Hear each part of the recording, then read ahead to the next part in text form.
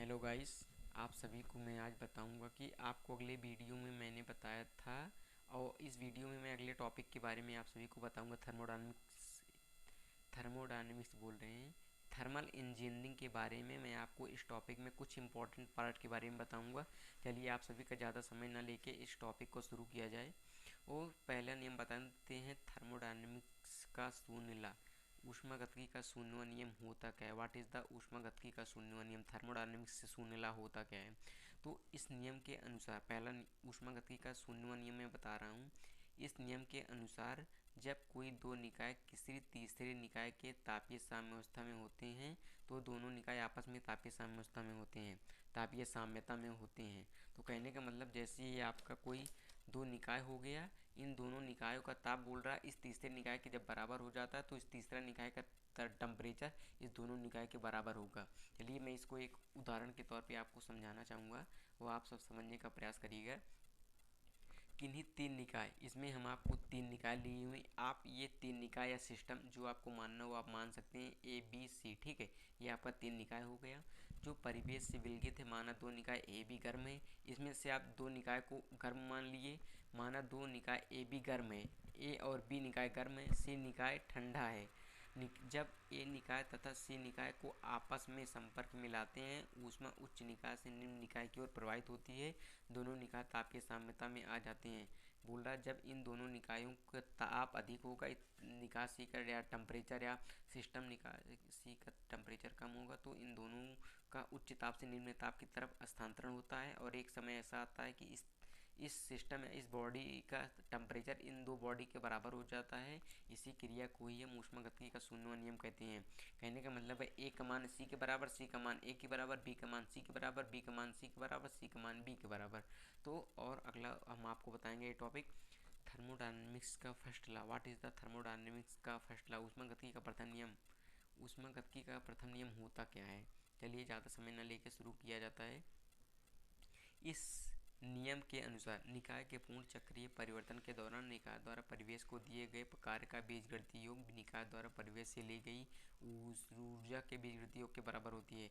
कह रहा है ऊर्जा को ना तो नष्ट किया जा सकता है ना ही उत्पन्न किया जा सकता है, इसे एक रूप से दूसरे रूप में स्थानांतरण किया जा सकता है, इसे एक बॉडी से दूसरी बॉडी में स्थानांतरण किया जा सकता है, इसे एक सिस्टम से दूसरे सिस्टम में स्थानांतरण किया जा सकता है।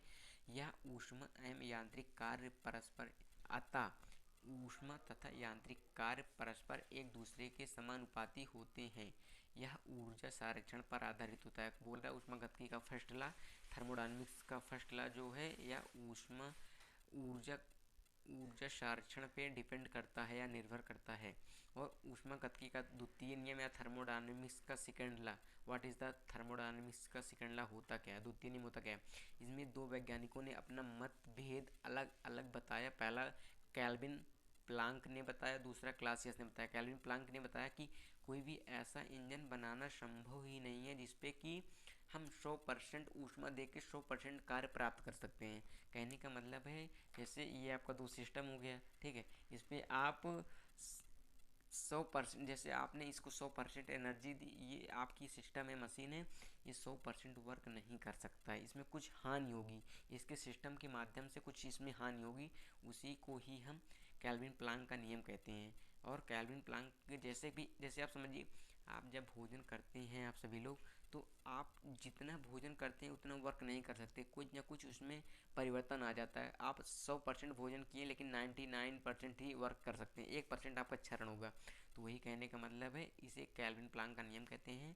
और बोल रहा है क्लासियस का नियम बोल रहा है, इस नियम के अनुसार, क्लासियस वैज्ञानिक के नियम के अनुसार, कोई भी युक्ति बाह्य ऊर्जा की सहायता के बिना ठंडी वस्तु से गर्म वस्तु की ओर ऊष्मा का स्थानांतरण नहीं किया जा सकता है। गर्म वस्तु से ठंडी वस्तु की ओर ऊष्मा का अंतरण हो सकता है, लेकिन ठंडी वस्तु से गर्म वस्तु की ओर ऊष्मा का अंतरण नहीं किया जा सकता। बोल रहा है जैसे ये आपका दो सिस्टम हो गया, एक बॉडी गर्म है, एक बॉडी कम हीट है, एक बॉडी अधिक हीट है। इन दो सिस्टमों का ताप तभी स्थानांतरण किया जा सकता है जब इनके बीच कोई एक ऐसा माध्यम हो जिससे कि इनका ताप स्थानांतरण करने में कुछ सहायता मिले, मदद मिली। ठीक है, तो क्लासियस वैज्ञानिक ने वही बताया है, इसे क्लासियस वैज्ञानिक का नियम कहते हैं। इस नियम को ही कैल्विन प्लांक का नियम कहते हैं और क्लाउसियस का नियम कहते हैं। सॉरी, ये क्लाउसियस का नियम होगा। और आपको मैं बताऊंगा मूलियर आरेख, व्हाट इज़ द मूलियर आरेख, होता क्या है। मूलियर आरेख जो है आपका वेरी वेरी इंपॉर्टेंट पार्ट है। ये आपके पेपर में 99% आ जाएगा, कन्फर्म है। 99% नहीं, 100% ये कन्फर्म है, क्योंकि मूलियर आरेख एक प्रकार से बहुत ही महत्वपूर्ण भाग है। चलिए ज़्यादा समय न लेके इस मूलियर आरेख के बारे में शुरू किया जाता है। मूलियर आरेख में एंथैल्पी और एंट्रोपी के बीच में संबंध को दर्शाया गया, रिलेशन को बताया गया है। सन 1904 ईस्वी में डॉक्टर मूलियर द्वारा भाप की कुल ऊष्मा, एंथैल्पी तथा एंट्रोपी के बीच आरेख खींचा गया। बोल रहा है एंथैल्पी और एंट्रोपी के बीच आरेख खींचा गया, जिसे हम एंथैल्पी तथा एंट्रोपी आरेख HS आरेख कहते हैं। ठीक है, मूलियर आरेख कहते हैं इसे हम। एंथैल्पी एंट्रोपी आरेख या HS के द्वारा व्यक्त करते हैं, इसे मूलियर आरेख भी कहते हैं। इसमें x अक्ष पर एंट्रोपी बोल रहा है, इसमें x अक्ष पर ये आपकी एंट्रोपी हो गई। ठीक है, एंट्रोपी को हमेशा S से व्यक्त किया जाता है और एंथैल्पी को हमेशा Y से व्यक्त किया जाता है। Y ऊर्ध्वाधर पे होती है। ठीक है, एंथैल्पी को हम H से व्यक्त करते हैं, क्योंकि यह Y पे होता है और एंट्रोपी X पे होता है, इसीलिए हम इसे S से व्यक्त करते हैं। तो आगे मैं आप सभी को, जैसे ये आपका फिगर हो गया, तो ये आपका हो गया एंथैल्पी, ये हो गया आपका एंट्रोपी।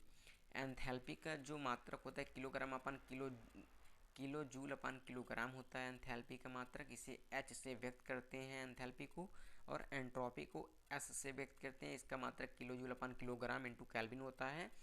एंट्रोपी एंड एंथैल्पी के रिलेशन और इनके संबंध के बारे में मूलियर आरेख के बारे में संबंध बताया गया है। ये मूलियर आरेख में एंथैल्पी और एंट्रोपी के बारे में ही इसमें बताया गया है, तो इसे ही मूलियर आरेख कहते हैं। आपने सीधा शब्दों में समझा कि जब एंथैल्पी को Y अक्ष पे, एंट्रोपी को X अक्ष पे दर्शाया जाता है, तो इनके बीच में जो आरेख या जो ग्राफ बनते हैं, इन्हीं क्रियाओं को ही मूलियर आरेख कहते हैं। ठीक है, तो आगे हम ज़्यादा समय न लेके आगे शुरू करते हैं। What is the jet engine, jet engine क्या होता है। आपका जेट इंजन क्या होता है, जेट इंजन को हम गैस टरबाइन भी कहते हैं। आपका जो जेट इंजन है इसे हम गैस टरबाइन भी कहते हैं, और जेट इंजन गैस टरबाइन पर ही कार्य करता है। जो आपका जेट इंजन है ये गैस टरबाइन पर ही कार्य करता है। जैसे ये आपका हो गया जेट इंजन, ये आपका गैस टरबाइन। जो जेट इंजन है ये इसी सिस्टम पे वर्क करेगा, इस सिस्टम के बिना ये वर्क नहीं कर सकता है। तो इंजन पंखे की सामने की हवा को अंदर खींचता है। बोल रहा क्या, इंजन ये आपका जेट इंजन जो है, इंजन पंखे की सामने की हवा को अंदर खींचता है। जैसे ये पंखा हो गया, इसके सामने की हवा को अंदर की तरफ खींचता है, जिससे कि टेम्परेचर अधिक हो। जब कोई भी अलाव या जल रहा होता है तो उसको आप हवा देते हो तो उसका टेम्परेचर एक बार आगे बढ़ जाता है। तो वही काम यहाँ पे करेगा, बाहर की हवाओं को अंदर खींचेगा। एक कौन, जेट इंजन की पंखे। और एक कंप्रेसर हवा के प्रेशर को बढ़ा देता है। एक कंप्रेसर लगा होता है जो हवा को बाहर से आने वाली हवा का वेग बढ़ा देती है, और गर्म गैसें फैलती रहती हैं। जो गर्म गैसें हैं, जो यहाँ पे गर्म गैसें हैं, जो ऊष्मा अधिक होगी तो यहाँ पे कुछ गर्म गैसें होंगी, जिनसे कि ये गर्म गैसें फैलती रहती हैं और नोजल की सहायता से इंजन से बाहर निकलती हैं। एक नोजल ऊपर लगा होता है, नोजल की मदद से वो गैसें बाहर निकल जाती हैं, जिससे इंजन पर न्यूटन के तीसरे नियम के अनुसार एक थ्रस्ट लगा होता है और एयर क्राफ्ट आगे की ओर बढ़ जाता है। ठीक है, तो इसे ही हम जेट इंजन कहते हैं। आपने जेट इंजन के बारे में पढ़ा, जेट इंजन के पुर्जों के नाम। जेट इंजन में कौन कौन से पुर्जे या कौन कौन से भाग जुड़े होते हैं। सबसे पहला मैंने आपको पंखा बताया। पंखा का कार्य होता है बाहर की हवाओं को अंदर खींचना। नोजल होता है, नोजल के माध्यम से गैसें बाहर ऊपर से निकलती हैं। इंजन सॉफ्ट सिस्टम को मजबूत करने के लिए बताओ। निम्न दाब टरबाइन, निम्न दाब टरबाइन होता है। उच्च दाब टरबाइन होता है। उच्च दाब कंप्रेसर, कितना प्रेशर लेना, कितना कंप्रेसर कम लेना, निम्न दाब प्रेशर। तो यही है, इसे ही हम जेट इंजन बोलते हैं। और आगे आप पढ़ेंगे एक परफेक्ट तथा आदर्श गैस क्या होती है। व्हाट इज़ द एक परफेक्ट तथा आदर्श गैस बोलिए, तथा उसे एक परफेक्ट गैस भी बोल सकते हैं। आदर्श गैस वह गैसें होती हैं जो किसी दाब तथा ताप के मध्य संबंध बताती हैं। क्या बोल रहा है, आदर्श गैस के माध्यम से हम किसी भी गैस में ताप और दाब, जैसे आपने ये आपका सिस्टम हो गया, इसमें दाब कितना लग रहा है और इसका तापमान कितना है, आदर्श गैस के माध्यम से ही हम पता करते हैं। वह गैसें जिनमें किसी प्रकार के असंतुलित बल न लग रहे हों आदर्श गैस कहलाती हैं। आदर्श गैस पीवी बराबर RT का अनुसार करते हैं। ये बॉयल और चार्ल्स के नियम को फॉलो करती हैं। बोल रहा है जो आदर्श का नियम है वो चार्ल्स और बॉयल के नियम को फॉलो करती हैं। ठीक है, तो जो चार्ल्स का नियम है वेरी इंपॉर्टेंट है। और आपको मैं बताऊंगा रिवर्सिबल प्रोसेस क्या होता है। Reversible process, irreversible process. Reversible process मैंने आपको पिछली क्लास में बताया, चलिए एक बार मैं और बता देता हूँ। रिवर्सिबल प्रोसेस है जैसे ये आपका डायग्राम हो गया। रिवर्सिबल प्रोसेस का जो मेन उद्देश्य होता है, जैसे कि आपने ये डायग्राम हो गया, ये आपका डायग्राम हो गया। ठीक है, यहाँ से एक बिंदु से यहाँ तक कार्य किया गया और इसी बिंदु से यहाँ तक जाए और इसी बिंदु फिर वापस आ जाए, तो इसे रिवर्सिबल प्रोसेस कहते हैं। और इस बिंदु से जाके इस बिंदु से आए तो इसे इनरिवर्सिबल प्रोसेस कहते हैं। ठीक है, आपको रिवर्सिबल और इनरिवर्सिबल प्रोसेस के बारे में मैंने बताया। और मैं आपको बताऊंगा एडियाबैटिक क्रिया किसे कहते हैं। Adiabatic, what is the adiabatic प्रक्रम या एडियाबैटिक सिस्टम होता क्या है, ये इंपॉर्टेंट है। इस प्रक्रम में एंट्रोपी स्थिर होती है। इस प्रक्रम में निकाय को परिवेश द्वारा किसी प्रकार का ऊष्मा अंतरण नहीं किया जाता है। ऊष्मा अंतरण की दृष्टि से निकाय कुचालक माना जाता है। कुचालक जो होता है उसमें ऊष्मा का स्थानांतरण नहीं होता है। कहने का मतलब है एडियाबैटिक प्रोसेस या एडियाबैटिक सिस्टम एक ऐसा सिस्टम होता है जिसमें ऊष्मा का परिवर्तन नहीं होता है। ठीक है, और आगे हम बताएंगे कि चालन संवहन विकिरण होता क्या है। चालन संवहन विकिरण क्या होता है। चालन जो होता है, जैसे आपकी दो बॉडी हो गई, इनमें टेम्परेचर, इनमें ताप दिया जाता है, तो इनमें जो इनके जो कण होंगे बहुत पास पास होते हैं। और संवहन में जो कण होते हैं उनके उनके तुलना में थोड़ा दूर दूर होते हैं। और विकिरण में जो कण होते हैं इतने दूर होते हैं। तो चालन संवहन विकिरण मैंने आप सभी को बताया। मैं इतना ही रखूँगा इस वीडियो में, बहुत बड़ा न रख के, जिससे कि आप सब अगले वीडियो में मैं इसके आगे वाले पार्ट के बारे में बताऊँगा जो इम्पोर्टेंट है। Thank you all of you.